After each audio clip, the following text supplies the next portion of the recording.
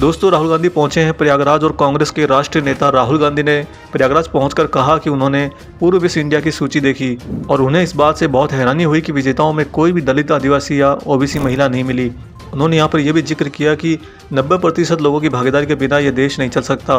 कुछ लोग क्रिकेट या बॉलीवुड की बात करेंगे, कोई भी मोची या प्लम्बर की यहाँ पर बात करता नहीं दिखाएगा। यहाँ तक कि मीडिया के शीर्ष एंकर भी उन 90% लोगों में से नहीं हैं।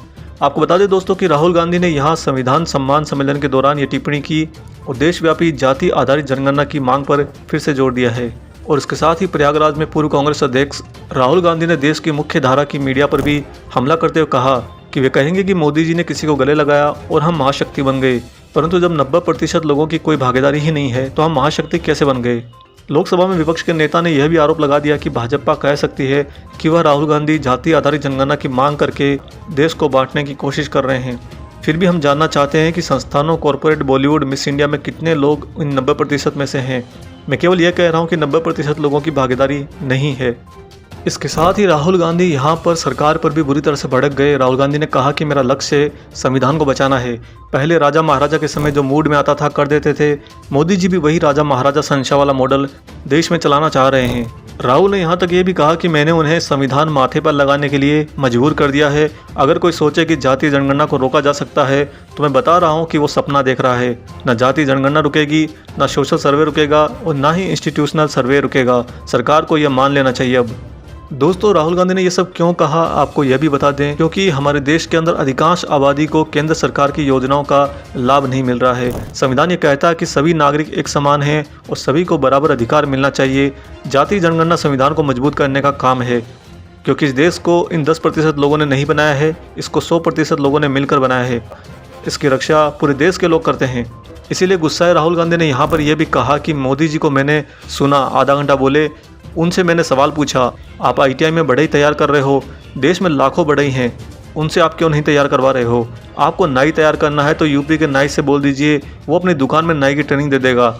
देश में 10 लाख नाई तैयार करने हैं तो देश के नाई को पकड़ो, उससे कहो लो भैया नाई तैयार करो। 6 माह में लाखों नाई हमारे देश में तैयार हो जाएंगे। दोस्तों, ये बहुत छोटा सा उदाहरण राहुल गांधी ने दिया है। इस बात का खुला मतलब ये है कि जिसके पास जो हुनर है वही उस हुनर को किसी और को सिखा सकता है और समाज उस हुनर को बेहतरीन तरीके से ग्रहण करके आगे बढ़ सकता है।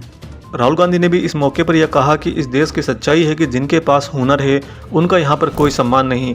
उन्होंने कहा कि हिंदुस्तान में स्किल की कोई कमी नहीं है, लेकिन सरकार इस पर आंख मूंदे सोई हुई है। राहुल गांधी ने जो दोस्तों जातीय जनगणना की मांग यहाँ पर एक बार फिर से जोर से उठाई है। उन्होंने कहा कि यह ऑर्डर अब प्रधानमंत्री मोदी को कबूल कर लेना चाहिए। उन्होंने कहा कि अगर PM मोदी यह ऑर्डर नहीं मानेंगे तो दूसरे प्रधानमंत्री को जातीय जनगणना देश में करनी पड़ेगी। राजनीति की नहीं बल्कि आइडियोलॉजिकल लड़ाई है। राहुल गांधी ने जातीय जनगणना ही नहीं बल्कि 50% आरक्षण को भी बढ़ाने की यहाँ पर बात कही है। राहुल गांधी ने अपनी बात पर जोर देते हुए ये भी कहा कि 50% आरक्षण को वह हर हाल में बढ़ाकर रहेंगे और लोगों को उनका सम्मान का अधिकार दिलाएंगे।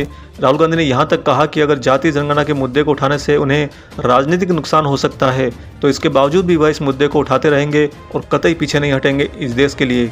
दोस्तों, यहाँ पर राहुल गांधी ने एक बहुत बड़ी बात अपनी दादी इंदिरा गांधी के बारे में साझा करी। राहुल गांधी ने कहा कि मेरी दादी इंदिरा गांधी मुझसे कहा करती थी कि मैं चाहती हूँ कि लोग मुझे याद न करें, क्योंकि मैं याद रखने के लिए काम नहीं करती बल्कि याद रखने लायक काम करती हूँ। और ये बात बहुत बड़ी है दोस्तों, क्योंकि काम वास्तव में ऐसा होना चाहिए जो इंसान के जाने के बाद में याद रखा जाए, ना कि वो इंसान को याद रखा जाए कि उसने फलाना काम किए और सारे काम उसके ख़राब थे, उसने इतनी नीतियाँ बनाई जो देश को ही गर्त में लेकर गई। ऐसा कार्य करने वाला बनकर याद नहीं किया जाना चाहिए। राहुल गांधी ने जोर देकर केंद्र सरकार पर यह भी निशाना साधा और कहा कि प्रधानमंत्री मोदी ने देश के प्रमुख 25 व्यक्तियों के 16 लाख करोड़ का कर्ज माफ़ किया है, लेकिन दुर्भाग्य है कि इसमें से एक भी पिछड़ा, दलित और आदिवासी व्यक्ति नहीं है। कुल मिलाकर राहुल गांधी यहाँ संविधान सम्मान सम्मेलन में पिछड़े, दलित और आदिवासी लोगों के सम्मान के लिए पूरा जोर लगाते हुए दिखे। राहुल गांधी ने यहाँ पर साफ कह दिया कि संविधान नहीं होगा तो लोकतंत्र भी खत्म हो जाएगा, इसलिए जातीय जनगणना संविधान को मजबूत करने और उसकी रक्षा करने का काम करेगा।